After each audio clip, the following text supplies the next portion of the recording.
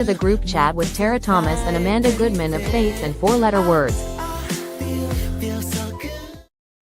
We made it. Happy Friday. Can't believe this is the end of May. So now we have to officially think of June being a summer month, and yet we've only had one nice week of weather. I can't even talk about it. I know. I feel like May was not the May that we deserved.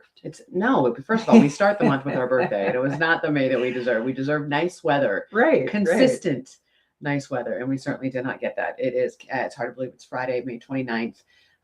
Today is the rest of my brood, their last day of school. So I was just, we are on to summer, which means summer stomachs. The grocery bill. Stomach. Oh gosh, yes, that's a good way of putting it. I don't know what I'm going to do. It's snack city at your house. God, it's everything. The thing that's so crazy, and I saw a TikTok about this. When you look at how many like chips are actually in those single serve packs, right? Well, the kids can go through a box of snacks in 1 hour. Yeah, that's why I don't even buy those. Like those mini muffins, we would buy those, and then in 2 hours the kids would eat all 6 packs. They're gone. Now I know why my mother would get so frustrated, and she would say, "I'm locking everything up." Oh and my gosh, she literally would count. Funny. She would count certain foods before she would leave in the morning, and then when she would come back.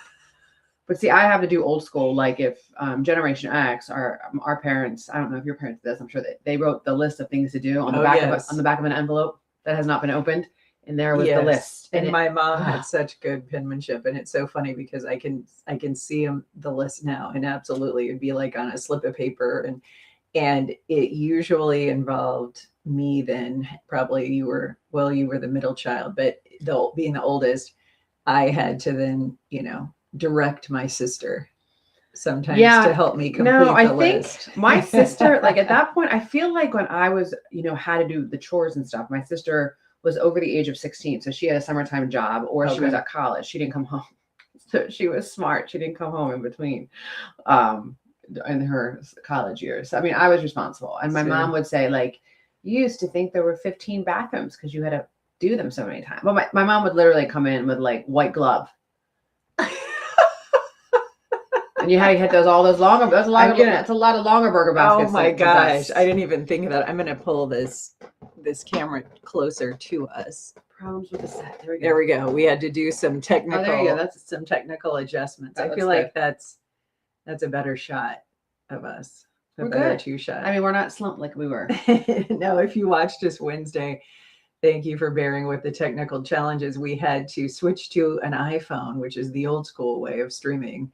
When we laughed, thinking about how years ago when we did live shots, we had to have this huge crew and a satellite truck, and there were cords being run everywhere and gaffer tape. Oh, and it's so funny how like technology upended that whole model. Thank you, we have to say, to Cedar River Complex, Sarah at the helm. What an experience Wednesday night in Osage, and that summer stock theater troupe were amazing. That was incredible. So they have a summer stock up there, and so sadly, and I'm going to admit, I didn't know that they had one up in Osage, and then I assumed wrongly that it was local. It was local talent. It is not. These young women and men are from all over the country.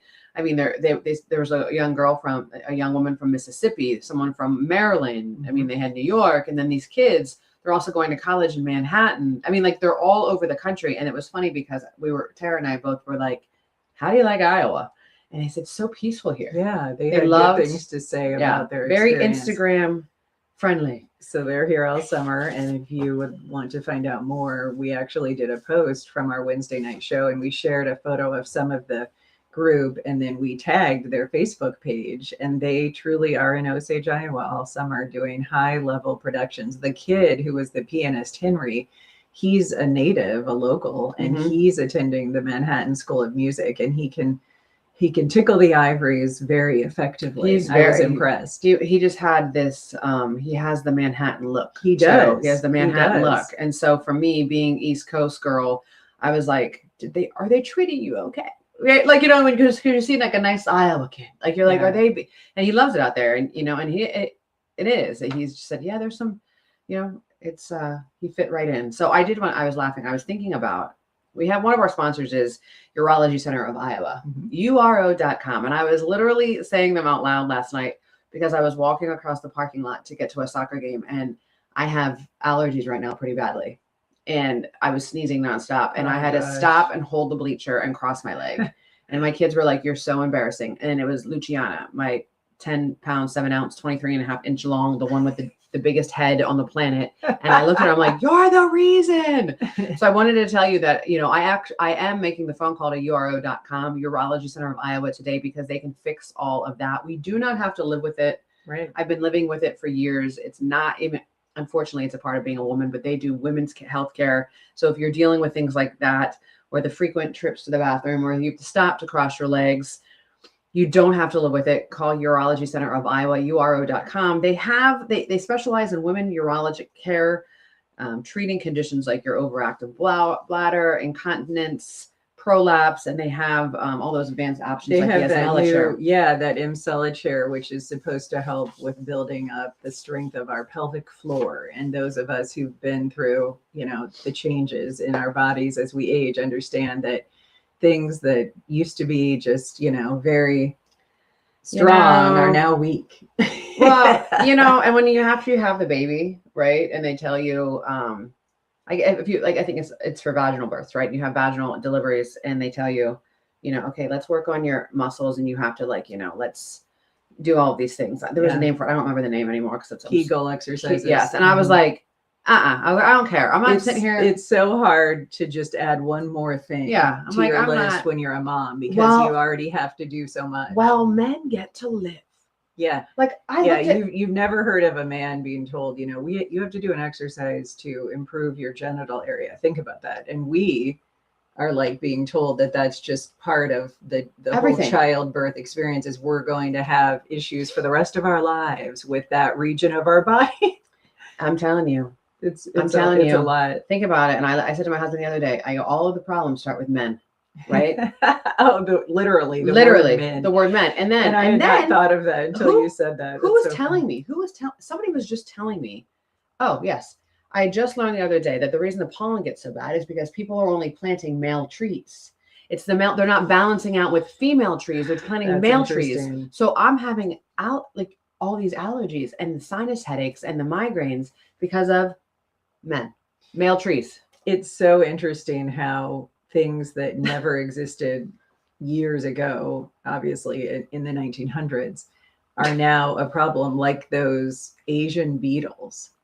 Because those were brought in to help, I think, with the soybean pests. Yeah. And so if you think of how weird that is not a native bug or a native species, and then when it's introduced into this climate, they've just flourished, probably in the humidity. And it's so crazy how, if you live in the Midwest, especially Iowa, and you're near agricultural communities, you will start to see these beetles appearing inside your window. Yes. And then you're like, how did you even contort your body? They're able to flatten themselves down and it's not just that they get inside your house. They're literally in between the window panes. They'll be, and I just think to myself, like, gross. How weird that it probably was just like one person who had this idea of like, let's bring this bug in and help my field. And then they proliferated to the point where they're like the locusts in the Bible, where they're just like everywhere. That's how they have like the flying insects, like basically flying cockroaches in the South. Yeah. Oh yes. Those are very weird. It's disgusting. Very weird. Disgusting. And there's still time, last day of May, still time to decorate your outside. Your yard looks fantastic. It's award winning because of Dave. Thank you. But you still have time. I can take no credit. Yes, there is a Knoyer Garden Center and Glass House Market that has multiple locations in the Des Moines area. And we so appreciate that company, that group of individuals that power this incredible market and turn out beautiful plants and flowers. They, like this urological center and so many other businesses, do support women. And so they have backed it up by supporting our show. And, there's a special this weekend. They're going to have a BOGO. So buy one, get one on their plants this weekend. They have colorful annuals, signature hanging baskets, of course, the perennials, houseplants, veggies, herbs, and more. So they want to help you get your house spring ready and now summer ready as we head into these warm months. So their garden center and glasshouse market in Grimes or Ankeny will help you make your house look like it's blooming and ready to embrace the season. So check them out. You can go online. They have a Facebook page. We also have shared and tagged these two businesses so that you could, if you are so inclined, check them out. And the thing about the urology center, years ago, you might not know this, but my grandma was somebody who had that procedure done where they would like put that mesh around your bladder to try to like lift it. Oh, we're going. And so jumping from plants to bladders. So they now have revolutionized all of these techniques. And so it's so interesting because I was old enough when my grandma did that procedure that I remember thinking, that's, how bizarre that sounded, that your bladder would drop and they had to use this mesh. And so what's crazy is back then that was considered innovative, and now that is antiquated with all the other procedures. So, I mean, we are fortunate that we're getting older at a time when they have more innovation. And now you see all the, because it's all now all the lawyers, the commercials. Oh yeah. Do you have mesh implanted in you? Like, did you have a mesh bladder hole, inserted into your body? I mean, I get real nervous about putting anything into my like anything foreign. Right. I've had family members who've had implants and get very, very ill because they would leak and other things would happen. I mean, so like if you're talking again, I mean, if you want to get those, fine. But I'm saying like I don't want anything put in my body, no matter what it is. It is sad when we think about at the time you trust a medical intervention and then not ever dreaming that it could have like permanent consequences for your health. Here is, I'm going to say this, I think for a long time I was thinking, if you put on that white coat and you're that doctor, you're 1,000 times smarter than me. I don't believe that anymore. And that's no disrespect, but I literally don't believe that, because when I was going through something, two separate things. And I mean, I was like, when I had, if you have digestive issues as a female, you know what it's like. If you don't, and people are like, oh, it's just normal, take the Tums, or if you have any kind of issue, like down here, like it's disgusting. If you have IBS, let's say this. I just hate saying that word. I hate saying IBS, right? If you have that, the first thing the doctors will tell you, you just got to get your stress under control. You have to get your stress under control. And then that's more stressful because you're trying to not stress out when you're having all these symptoms. It's the number one. So dismissive. It is the number one ailment that women have that suffer with, that they get discarded over and over and over. And so then your condition just gets worse. So I'm not lying. For 2 weeks, I was at home and I was in the bathtub with bubble baths that were being DoorDashed to me because I was trying to let's just relax. Let's relax. No, I had my colon was bleeding. And you couldn't relax because your kids were knocking on the door the whole time. The whole time. Oh my gosh. Katie is joining us with this comment. Good Friday morning, ladies. I have to tell you, I had a meeting last night with a very male-dominant male city council, and I channeled my inner Amanda and Tara. Let's just say they really don't like how I think and that I have a voice. I was approached by the mayor afterwards. He said, "You're pretty bold. I would have never asked that question." I took that as a compliment, but I know that's not what he meant. Thank you for the confidence to speak up. Good for you. And I will say this, there are so many situations as women, and you don't even realize it or recognize it.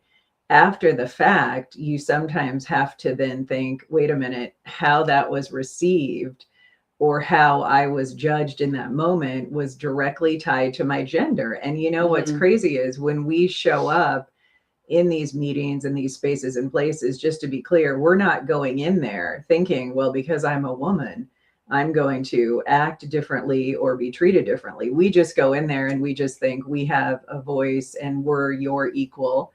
And I just don't think that we go into situations leading with our gender the way that men probably assume that we do, if that makes sense. That makes, you know what I mean? We're just showing up. Yeah. But then we're treated differently sometimes because of being a woman that got a seat at the table. And I think that's sad. I mean, I know full well that when I show up to meetings, I get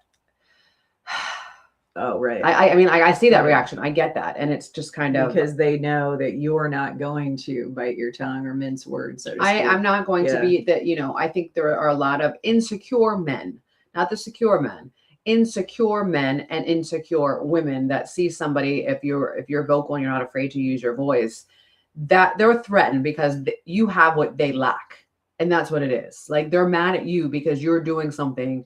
So they're going to try to like put all the blame. I'm going to take the attention. I'm going to take how I'm feeling because I'm feeling less than. Mm. Right. So I'm going to put it now towards, I'm going to like focus everybody's attention on, look at her, she's so this, she's so that. Yeah, I am. So our friend Jenny is watching. Happy Friday. She told me about this interesting technique that I wanted to share, and you will love this because I thought this was such a good idea. There is a guy on social media. She shared this clip with me. If you are in a situation, personally or professionally, where somebody says something to you that is offensive, out of pocket, or just overly inappropriate or shocking, in the moment, like some kind of pushback or challenge to whatever you're doing, instead of reacting with a statement, a declaration like, I can't believe you said that, or, that really hurt me. This guy's strategy is, and I loved this because we need to try this. You respond with a question. Oh, yeah. And Yeah. say, I know this. you please repeat what you just said to me because I want to make sure that I understand you correctly. Can you say that again?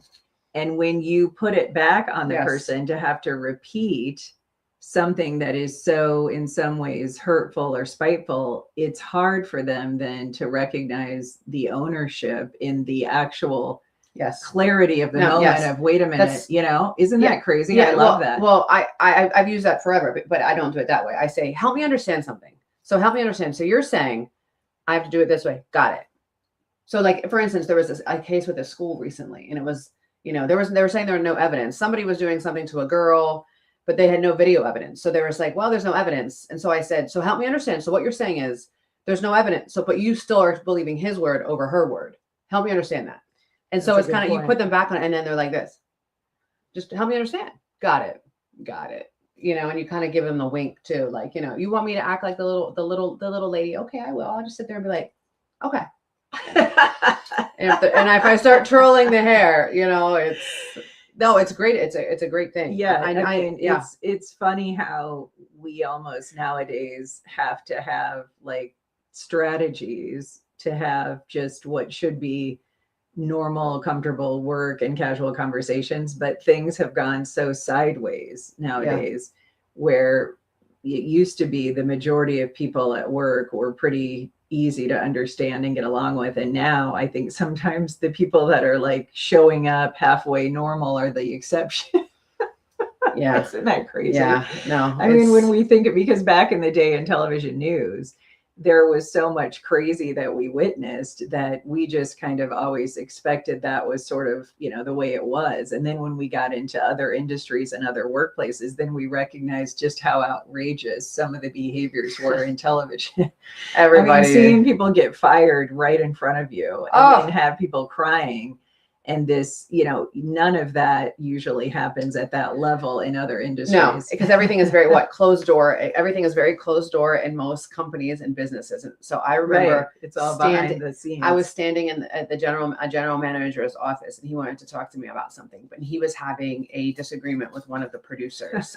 And the producer was, he was drama. This kid was all drama, Mm-hmm. right? And so So the general manager was like, hey, Amanda, can you just stay in here for this? And the producer goes like this. He's like, hold on. Looks at my general manager, is like, I was told never to speak to you without my lawyer on the phone. And I'm like this. Because I'm like, you are a producer. Get out, right? That is so And funny. it was dramatic. And the general manager was like, you get the bleep out. And I just stood there. And then after fires him in a dramatic fashion, the guy is escorted out of the building, and I'm standing there, and so the general manager looks at me. He's like, okay, about that segment. Like, it was just, and I thought nothing of it. I would look at it, I was like, right, because that was normal status quo in that business. Jeannie said, Amanda, I love your nail color. oh, thank you. What color is it? I don't Do you know. It's like a summer pink. We went summer pink. I like that. Thank you. I'm Very trying to nice. go for 4th of July. There's the summer red is very in. Have you seen the summer No, red? but that So it's like a sounds summer good. red. It's kind of like an orangey red. It's very, Okay. very bright. I love that. And there's the red nail theory. Like I had to pull it up, but Okay. there's a red nail theory, and I have to look it up because I don't believe I'm familiar with it. Yes. The red nail theory. Okay, so this is something that's circulating on social media. on social media, and it's about women when we wear red nails. It's a popular idea on social media, especially TikTok, that suggests women get noticeably more attention, compliments, or romantic interest if they wear red polish. But it's not just that. It's saying it's classic and eye-catching, so you draw attention, and people will pay I can more see that. attention to what you say. It adds more authority to you. They associate it with confidence, boldness, or attractiveness. Okay. I like that. I mean, I don't need flirting, and I don't need attention. I don't need any of that. But it is confidence. It's kind of like women when we think about it. You know, if you have an outfit on, when you put a pair of heels on, I hate wearing heels anymore, but when you put a pair of heels on, you're like, okay, like, Yes, it kind you of ups feel your game. it ups your Yeah. game, right? But it's sad because if you're my age and you've got, you know, like if you're tall too, you just come to the point where it's why am I'm 5'11". I don't need to be 6'1". So Right. sometimes I'm like not going. I mean, and when I was younger, it was the opposite. I would sometimes wear like 3-inch heels. See, what's crazy You is know. I never wore heels to look taller. Like in my head, I was like, I mean, I'm fine with my height. Like I was never like, I want to look taller. I just felt like it was a boss move. So like, I like the way you heel, like when you cross your legs and you have a nice heel, like a nice stiletto. You know, back in the, I mean, I Yeah, can't wear them yeah. anymore. Like, Same. Well, it's funny because there's so many women that do wear heels that when you see them in situations where they have flats, Mhm. it's like a shock. I- Because I've been around some people where I thought they were taller just because I didn't recognize like how much they were wearing, like, you know, a heel or a stacked shoe. yeah, And so it is kind of funny because you're like, oh my gosh, I didn't realize you like came up to my waist. yeah. I thought you were yeah. I thought you were 5'11" over taller. here. She's got lucky. Yeah, no, I've never been like, I want to look taller. Like I was never, the only time I ever wanted to be taller was when I played basketball. Oh, sure. But I was sure. like, no. I mean, Yeah. I like being this height because I could wear heels. Right. You know what I right. mean? Like but and then long torso over here. I've got like, I'm like a tree I'm stump. slouching. No, I mean, but you're right. It's like there's always something that you don't have that you then might alter about your appearance. And so when you're tall, there are situations where you do almost like slouch because Sure. you're trying to like blend in with everybody. And it is it's only noticeable if you're in groups of people where you're by far the tallest person, and then the default is always like you're going to be in the back. So you were the tallest of the anchor team. I mean, oh by a oh mile. my gosh, yeah. I mean, this is what is so funny. We were watching old videos, which I found a clip of us when I had invited Amanda and Hector to my neighborhood party when we first met one another. That was so fun to see. And in this clip, in these video clips, these home videos we watched over the weekend, it was my last night on the news, and I had brought my video camera in because we still used handheld video cameras in 2013. The craziest thing, my daughter was like 7, I think, at the time. And when she walks into the studio on camera, like me recording her, she says, "Where's Ron's cushion?" And I was dying hearing that because it just reminded me of how I must have said in front of my kids, and it must have like stuck with them when they were little, that, oh yeah, mommy's so tall that people have to sit on a cushion when they do the news next to me. And I just thought that was hilarious that she said, I don't even remember thinking or knowing about that. And I said, yeah, I said, I must have told you guys, or you must have come into the studio and said, why does Ron have a pillow on his chair? And did you have to move your seat all the way down? Oh yeah. Okay, because yeah. and this is not about you, but I saw this the other night on the news, not somewhere. And I noticed that the women were sitting so low. It was too low. It was so low that, and like their hands were like this, and then they look like T-Rex, but it also looks like you don't look authoritative. Yeah, you don't want to go. So I would go as low as the seat could go, but that's because I have such a long upper body. Okay, that's not fair though. They had to adjust the other person. They shouldn't adjust you. So now here, I'll tell you a little secret. if you watch a certain station, let's just use certain station. The female will sit is now on this side. Like when you're watching, Right, if you're right. watching, she's on the right side. It had always been the It was opposite. the opposite. I was in the middle. Right. So when you had the standing desk, we had the standing desk. I And would so have hated that. it was awful. So they had, it was like the sports guy would have been over here with Tara on this side. Right. Here was me, and or it would have been Tara. Here is the male anchor, and here was weather. So we were standing, and then they did this cross shot. So the camera from over here, and we would turn and look at the weather station over here. And It was the opposite. right, but We were looking to this side. no, it was this way. No, downstairs. Yeah. So that was when we were standing. Yeah, we were the looking this old way. one. Yeah. Yeah, Okay. yeah. So, but the new one, it was the upstairs, and we had to go this way.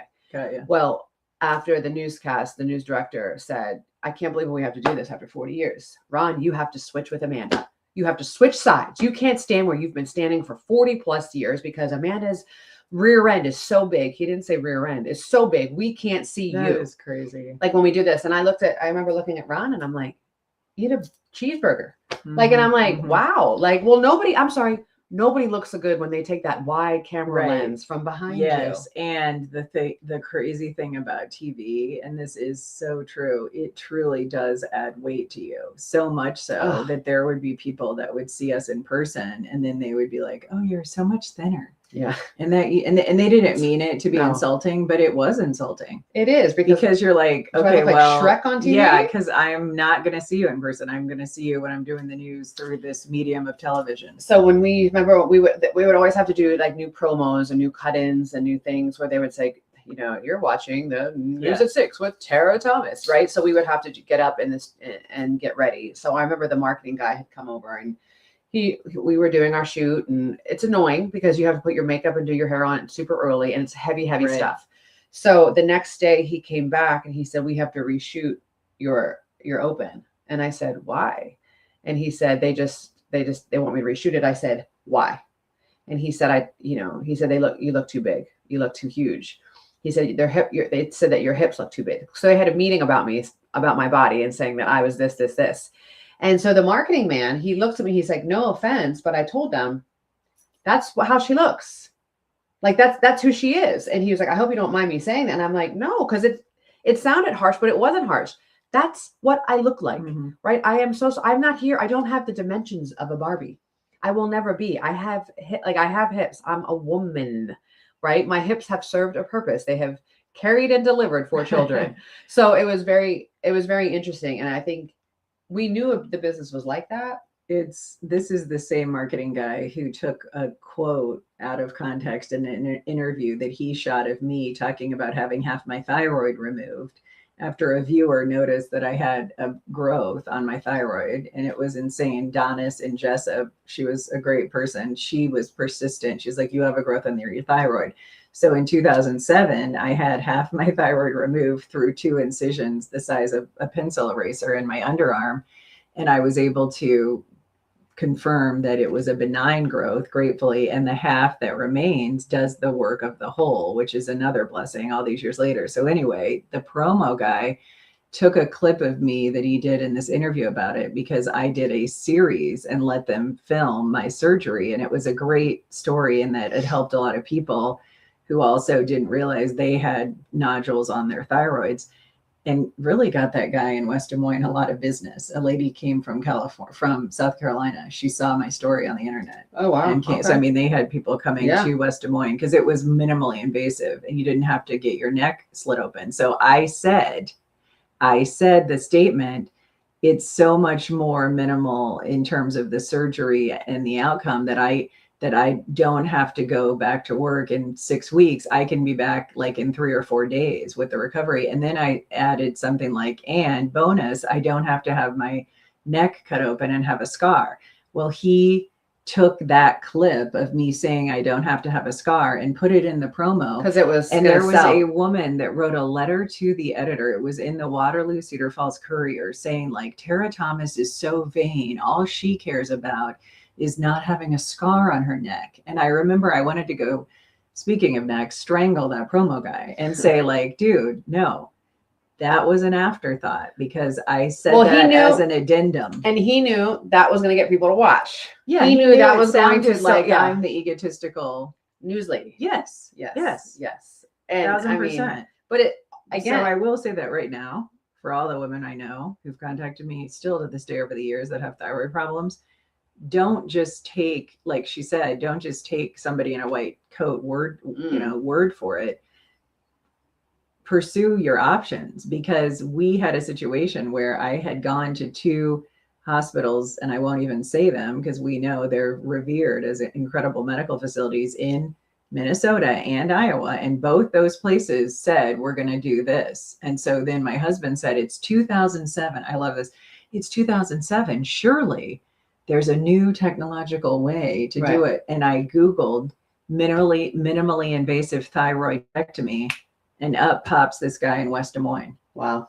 Yeah. You have to, like, and that's what's sad. Like, you can't, think about your job and what you're doing. And I think there's a lot of doctors, a lot of us take the easy way out. Sometimes we take shortcuts at work, and so it's very scary when we know that the people wearing white coats are taking easy way out, or, they it's just incredible to me. So Bonnie said my thyroid was medullary, if I'm pronouncing that right, thyroid cancer. I'm so sorry that you went through that. And I hope that you were in, the group of highly curable thyroid cancers, because they do have a lot of now modernized treatments for it. The thing that's so interesting is, I think, and I've talked to a lot of women as we talk about our bodies changing, I think my first pregnancy may have triggered the nodule to grow on my thyroid, because it sort of materialized, during and all those after having hormones. Charlotte. Isn't that interesting? Add it to one more thing that women have to deal with, like because the hormones that we have, they just kind of mess with your body when they get out of whack. I was gonna say we could write a whole book about all the stuff we went through in the news, but we did write a book, and we're so blessed and excited that it's a bestseller on Amazon. If you haven't seen it, it's Faith in 4-Letter Words, the book. We also have our children's series on Amazon. Grace is Not Bossy is doing really, really well. We have more coming. So it's all the stuff that your kiddos or your grandkids will deal with in life. And especially with being if you have a young girl in your life who is a little vocal. And the girl with big ideas. And the girl with big ideas was the first the first release. So that's good. So Jenny says, I actually had a friend ask me if I was worried about people seeing my scar from my open heart surgery. And I replied, I will wear it proudly. It saved my life. Yeah, I don't. Yeah, right. Oh my gosh. It will be like unbelievable. Yeah. It is so crazy how, and all of you who've gone through medical challenges will relate, is even having kids, right? Going through the process of being pregnant. It is so crazy the outrageous things that people will say, not recognizing that it's inappropriate or offensive. There's no social. They don't think that there's, it's like they'll ask it. Oh, here was a hilarious one that just happened to me 2 weeks ago at church. This woman, so kind. And when I was greeting people and talking to people, a lot of people were nice and asked how I was doing, because they knew about the crash. And when I had said, yes, it was just surreal to be, hit by a truck. And then the woman said, was it a semi? And I thought, no, because gratefully. You probably wouldn't be here if the semi went up on your imagine us. My gosh. So I thought it was funny because I was like, no, but do I look that bad? Yeah. Because the saying, like, I look like I've been hit by a Mack truck. I was hit by a truck. You have healed though. It's your just this scar, this burn is the only sort of thing that remains. And so I am, but this is the part that we were just talking about. When you've been through that trauma, it takes a few weeks before your body kind of decompresses. So a lot of my neck and back tension and the stiffness, that didn't emerge until like weeks after. And so that was the part that was like a good warning from people, is they said, don't think like 1 week or 2 weeks out, you're going to be great, because your body the inflammation is going to subside. And then some of the more pronounced injuries are going to emerge. And so I appreciate so much, her, this woman who's been a physical therapist, Megan. She's been amazing, because if you guys are like me, when you go through something like that, you don't want to do a bunch of exercises. I want to help with like the relaxation and the tension relief. So when I go to her, her physical therapy is more like a massage therapist approach, and that's been amazing because it just because I look forward to the appointment, right? Whereas when all you're doing are like count to 10, you're just like, yeah, I don't want to do you don't want to do the work. exercises. We want to go to those stretch labs. I just almost sent you a TikTok last night. There's this incredible thing now that they're doing that we need to go to. Okay. Are there any around here? No, it's this guy in Atlanta. And this is I am fascinated by this stuff. And now that I'm talking about it, it's going to serve it up to me on my For You page. You sit in a chair and you're just like relaxed. And the guy, he is like using his body weight to manipulate your body to do both a chiropractic adjustment, a lymphatic drainage release, and this severe stretching that is nothing but therapeutic. So I mean, this woman, she was just sitting like this, and he manipulated her body and adjusted her body in a way that, I mean, she had never felt that tension release. And he said, you don't realize all of the trauma that you're carrying in your body that manifests in our body as permanent physical I believe it. Tension. I believe Isn't that crazy? I believe it. And like, what is so crazy, and I'm sorry to belabor this if you're not interested in this, but what is crazy is, why did it take so long? Why did it take so long for this sort of alternative therapy approach to emerge? Come on. We know why. Because it's not about, there's no drug. You don't need a drug to fix it. And it's not going to, it's not going to be, there's no pharmaceutical gain. I mean, like that's what it is. I mean, think about it. That makes sense. Yeah. I mean, I could probably go on. I mean, I believe that medicine, I'm thankful for medicine. I'm thankful for medicine, but I think somewhere we took a hard left and we would rather, I mean, think about, people would rather, there's pills for everything. Right. And it's kind of like, I use obesity. Obesity will be is the root cause of all of the things. Correct. You know, right. Root cause of all the things. Doctors would rather you get on all these medicines than lose weight, because then if you lose weight, and that's why it's that book that I read, it was called Fiber Fueled, when I was first diagnosed with ulcerative colitis, and it was written by the top GI doctor in the country, maybe in the world.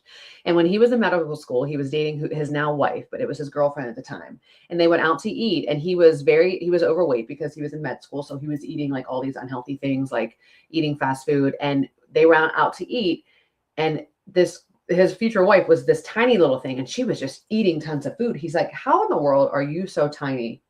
Like, and you eat nonstop. And she's like, because I eat real food. I don't eat any of that. So he went on this thing, and he said, food will either hurt or heal you. And he said, in medical school, they know that food will hurt or heal you. And they are not allowed, once they get out, they are not allowed to talk about nutrition in doctor's appointments, because the hospitals say you can't bill for that. There it is. So when I saw that, and it was that one line, because when I got diagnosed, my dad's cousin, who had suffered from all kind of digestive diseases, he's a doctor. He's an eye doctor. And he said, read this book. This will be your Bible. And it was that one line that I read. I'm like, you're absolutely right. Like, and I went back and I thought about it. It's so true. No doctor, until I got to my GI specialist, no doctor had ever said this could be causing it. I'm telling you, when I start focusing on what I eat, and if I go off and I'll eat something that I'm not supposed to eat, right? I will get a sinus headache. I will get a migraine. I will get, all of the things. Just try going like no sugar or low sugar, and then you'll get headaches, right? If your body's so used to, and that's the problem, too much sugar.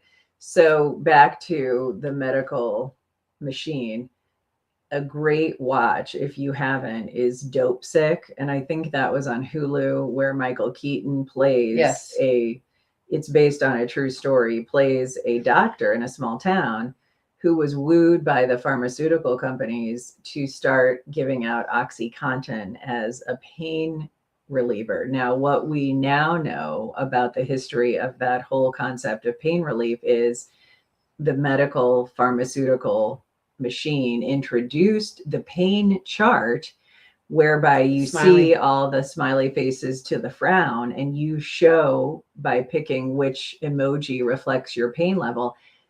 It was not a medically sound or driven concept that was introduced by The drug company. Yes, it just kills Yeah. me because now I never look at that pain chart the same, having watched that.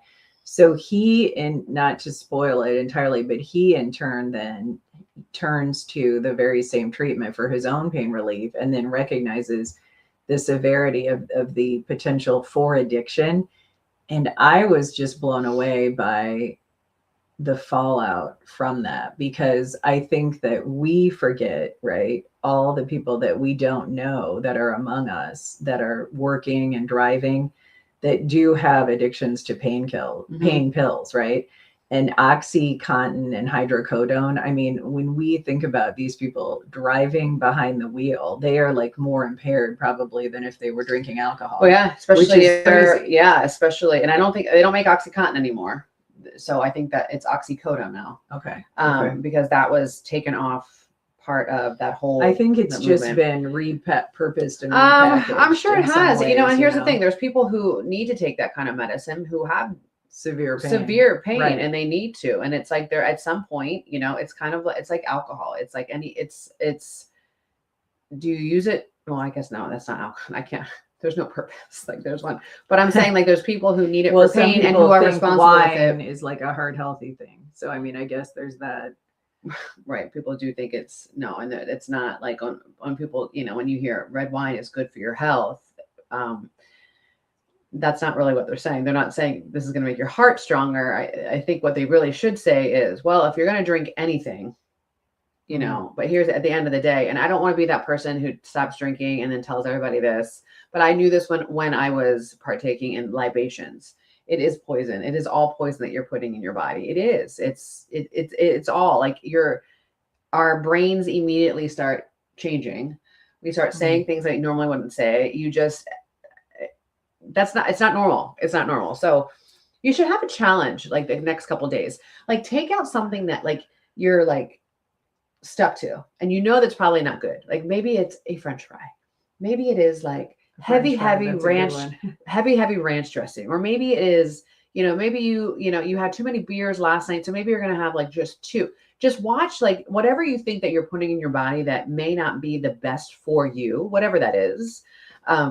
So Take it away for just a minute to see how you feel with it. What I have to ask, and I've asked others over the years, just out of curiosity, as someone who's never been drunk, never been intoxicated since I don't drink, Wow. what does it feel like? It's amazing. I'm not going to sit here and act like it wasn't. Like when I was In what way though? I mean, is it No, like it makes you feel more you're- confident? No, I know. No, I'm always confident. Relaxed. You're very relaxed. Okay. It is kind of, Because there are people who get more belligerent. Listen, I started drinking more during COVID when I was at home. So that bottle of wine would get cracked a lot earlier in the day once the work was done. And it was because it's an escape. You That don't makes think sense. you don't think of anything. And that's where it was. That's where I was turning to it to cope. It like helps to. You're just kind of numb to it. Yeah, like It's- if you're, which is why people say after a hard day they need a drink. Right, Yeah. I got you. it kind of just relaxes you, and it does. It's not like it. When I say it takes off the edge, it takes off the edge. You're just like. So when I knew I had to stop drinking, I was getting the hangover headache mid glass of wine, and I'm like, what in the world?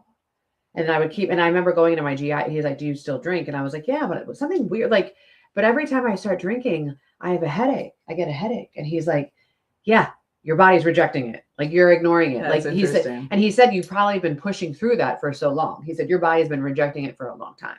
But yeah, it was a great feeling. So what we know, and those of you watching, you know, if you think through the pictures in your mind, the memories of family gatherings, is that many, many people generationally and culturally, their celebrations and any time that they're in, you know, social settings and large groups, just like we, you know, bring food and have a lot of food consumption as a big part of that, alcohol is also a big part of the equation for a lot of people and a lot of families. I think I think people turn to a lot of things to release, like when they're stressed. I mean, I turn to food. I would turn to food before, same. you know, and it's kind of like, and then it would have to be the balance then too, right? Of I'm going to eat something salty and then I'm going to eat something sweet, and I'm going to put it together, and it's, what we do. Like, it's different now. Like, so now it's like to keep myself emotionally regulated after a hard day. So I do something different now.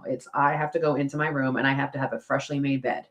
That is my big thing. I have to get into my freshly made bed, and I will grab my Kindle and I have my fan on, and that is my release. That's good. My when reading you is my can release now. Channel that into something productive. And I think the one thing that I've always been amazed observing, is how much we have normalized alcohol being a part of events where children are the focal point. And what I mean by that is thinking about, all of the summer amusement opportunities where you might be at a water park, or you're at a theme park, or you're going to events like where there's youth sports.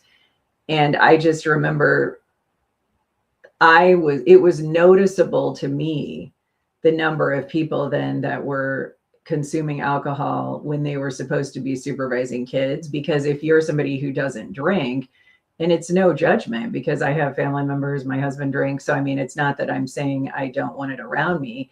It's just you have that moment where you recognize, wow, I'm the only person like watching the kids in the pool. And and I think like when people when people are drinking, like for instance, beer or like seltzers, it's going to take a lot for them to feel any kind of numbness. Does that make sense? Like, so it's like when people are drinking beer, they're drinking, but they have no effect whatsoever to their judgment. No.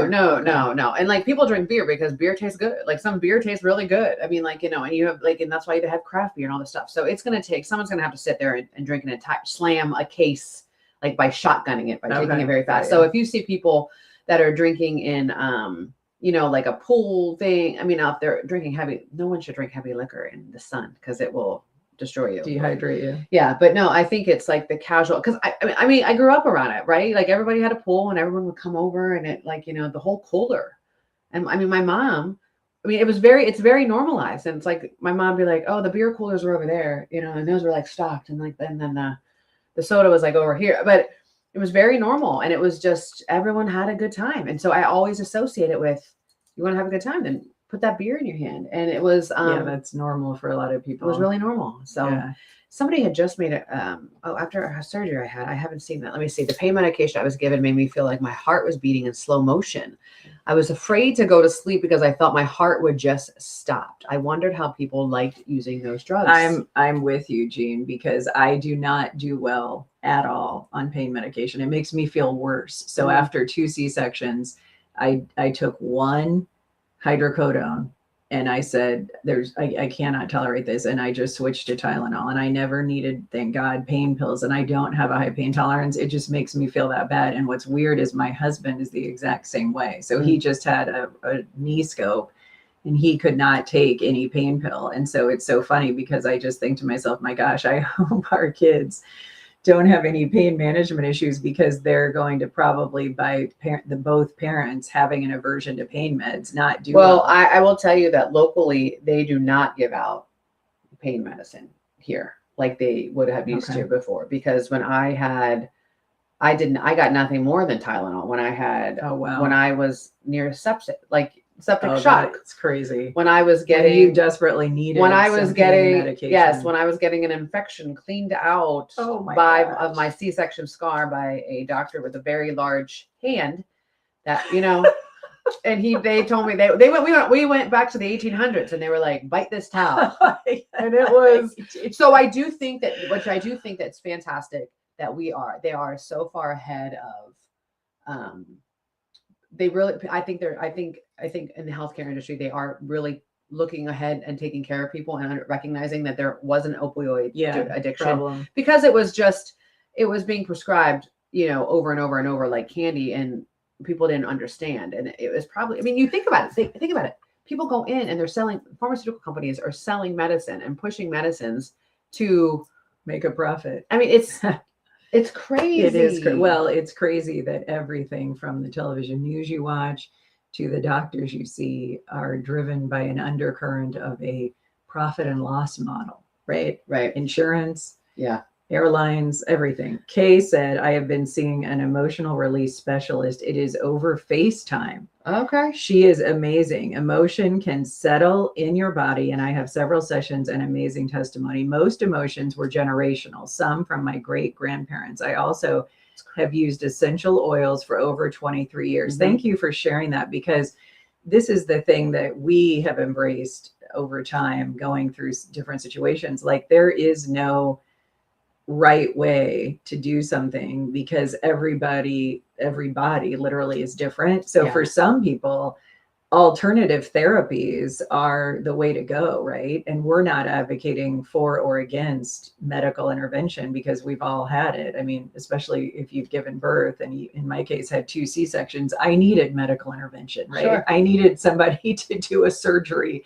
to get my kids to be born. But we don't want you to dismiss something because you have a friend or a colleague or a family member who will say, oh, Sure. that's weird. I don't know why you're doing that. Like, because I feel like we're better now about not being dismissive when people choose an alternative path. And Listen. years ago, it used to be frowned on. Oh, I remember People were called quacks. when I had Gia, my doctor, I had a female doctor, and she was part of the Texas Tech Women's Health Center. So it was all women's focus, right?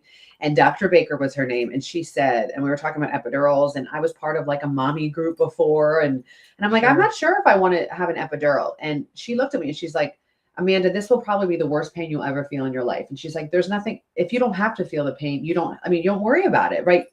She's like, you're not getting a trophy. So she's like, she's like, you don't have to have an epidural. Absolutely. You don't have to have a trophy. And so I was like, okay, I don't want to feel any pain. This is my first one. And it was glorious. When I had Luciana, the 10-pounder, right? I felt a contraction for the first time. So I didn't feel contractions with Nico either, because I felt one and I went, no. I mean, like, it was the worst pain I have. I mean, it was like, felt like pinching nerve. Like, I was like, no. And then I had her in August. It was hotter than Haiti in my room, but it wasn't. Like, the nurses had like winter hats on because I made them turn the air way down. I was vomiting. Like, it was horrible. That's so crazy. So that's what Tara says is completely, do not let anybody, don't compare your story to somebody else's, no matter what you're going through. It's shaming in some ways when you're pregnant and people are like, oh, well, I did mine, in a tub in my living room, Good for you. And you're like, I'm not sitting in my juices. Here's the news flash for me. I'm not sitting in my juices. I could not have had a midwife and done a home delivery, because it turns out in both my pregnancies, my cervix would have never opened. Oh. So I never felt a single contraction, even though the contractions were off the charts, because my cervix wouldn't soften. And I didn't know this. And so when I went in to have Charlotte, they said you have a 10% chance of her fitting through your pelvis, because she was over 9 pounds. And then she was late. So they just said, like, we're going to try. Crazy. And you being we're so going tall. to try this, but there's there's almost no chance that she'll fit through your pelvis. So then I just said, okay, that's fine. I'll do a C-section. But what's crazy is, had I not been okay with saying to them, yeah, if you have to do a C-section, that's fine, I would have had an emergency C-section, because she would have been stuck and she wouldn't have been able to come out. I think that's because I think as women, we follow too much on, well, now it's Instagram and Pinterest, and we compare we compare to everybody else. And so everybody is like, now people have like, and I'm not knocking, but 27-page birth plans. This is the plan. What do you need to do to get that baby out safely, right? Like, what do you need to do? Right. Just that's we the want plan. It to be healthy, right? Like, exactly. God, what's the saying? God has, when we're busy making plans, like, God's laughing at us, right? Yeah. It's not exactly. Your plan, Exactly. So Bonnie said, back to her thyroid condition, my disease is minuscule. 2002, I have a permanent smile on my neck, radical neck dissection. Well, thank you for sharing that. So for those of you who have any thyroid issues, once you go through a thyroidectomy, you always notice, right, when other people have the noticeable scar. And the thing that's so crazy about what Amanda was talking about our hormones, when we give birth or carry a child, I mean, I don't know a single person who didn't have some adverse impact on their body from their pregnancy. Isn't that crazy?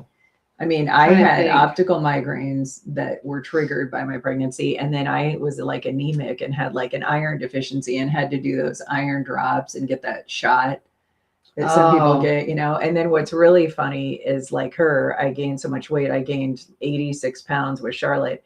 I had people always saying to me, like, are you sure you don't have gestational diabetes? And I'm like, I don't. No, I didn't. I have don't. any. I'm just That's- very big. I was just very big.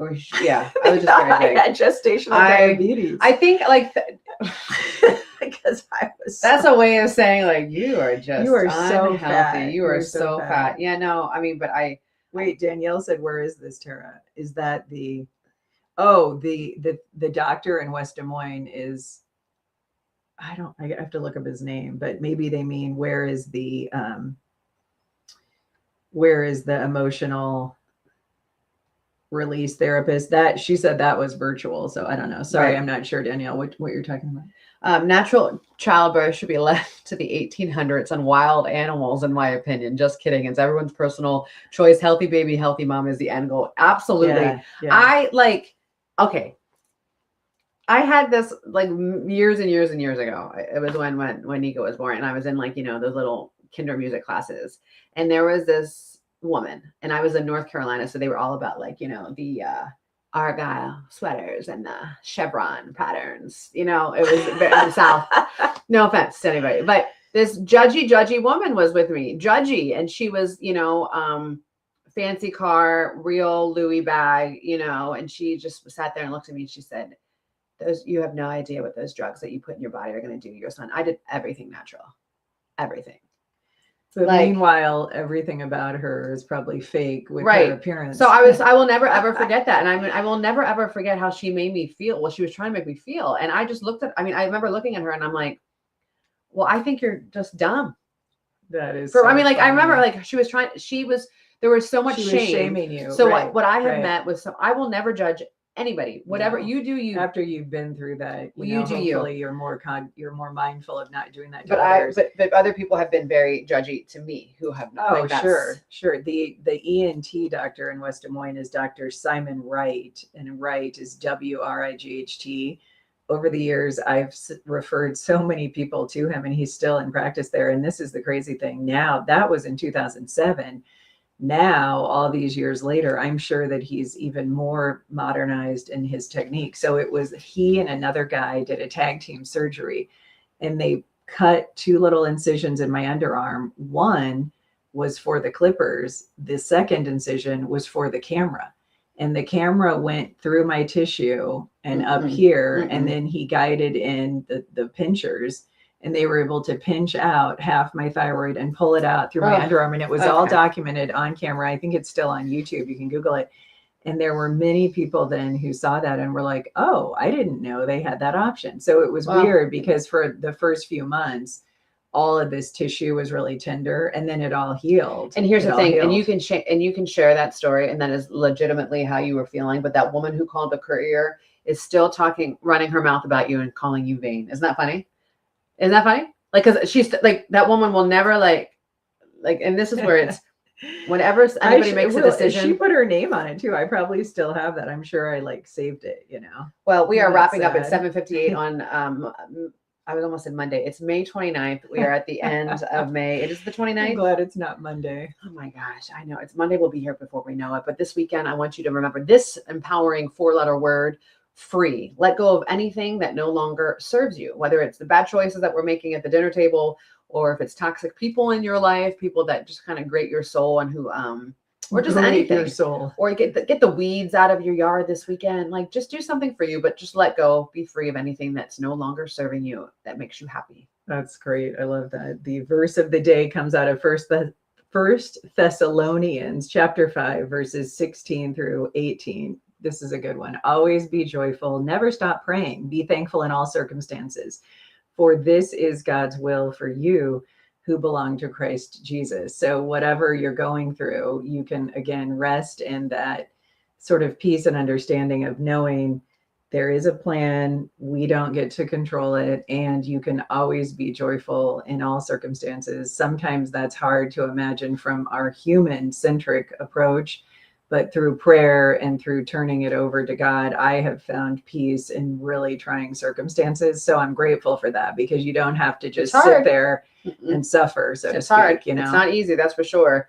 It's hard. Yeah. So thanks so much for joining us. Make sure you have a great day. And Tara, we'll get back to some of those questions in the group chat. Stay with us. Have a great weekend. Thank you for watching the group chat. The show is brought to you by the empowering staff at Urology Center of Iowa, Canoyer Gardens, Azalea Lane Boutique, and Splendor the Medical Spa.